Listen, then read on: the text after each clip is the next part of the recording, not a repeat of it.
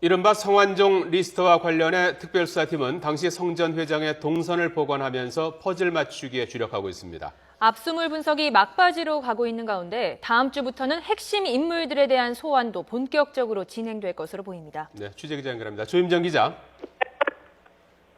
성완종 리스트와 관련해 검찰뿐 아니라 정치권에서도 논란이 점점 확산되는 양상인데요. 검찰 수사는 어떻게 진행되고 있습니까? 네, 특별수사팀은 주말인 오늘도 전원 출근해서 수사 단서 찾기에 총력을 기울이고 있습니다. 돈을 건넨 당사자가 이미 숨진 상태에서 리스트에 이름을 올린 인사들은 모두 혐의를 부인하고 있어 어느 때보다 증거 찾기에 공을 들이고 있습니다. 특히 수사팀은 성전 회장의 동선을 구체적으로 복원하는 걸 1차 목표로 하고 있습니다. 지난 수요일 측근 압수수색에서 확보한 다이어리와 수첩, 휴대전화 등을 일일이 확인하며 사건의 실체에 조금씩 접근하고 있습니다. 이미 1차 분석은 끝난 것으로 전해졌는데요. 다만 삭제된 흔적이 있는 컴퓨터 하드디스크 등 디지털 자료의 경우 양이 수만 페이지에 달할 정도로 방대해 복원까지는 시간이 좀 더 걸릴 것으로 예상됩니다.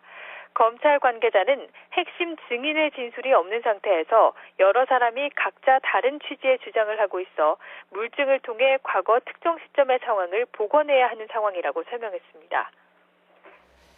네, 이 증거와 함께 주변 인물의 진술도 중요한 수사 자료가 될 텐데요. 소환 작업은 어떻게 진행되고 있습니까?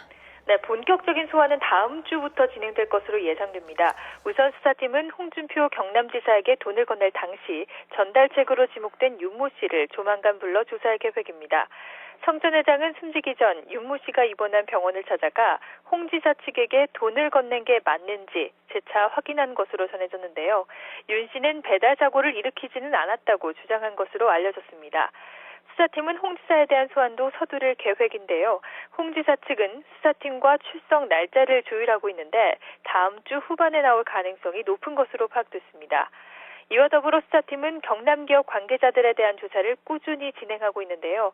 특히 압수수색을 진행하기에 앞서 경남기업 경영진들이 핵심 자료를 파쇄하거나 빼돌렸다는 주장이 제기돼 수사팀도 사실관계 확인에 나섰습니다.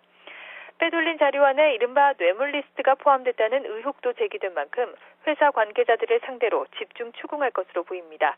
지금까지 서울중앙지방검찰청에서 YTN 조임정입니다.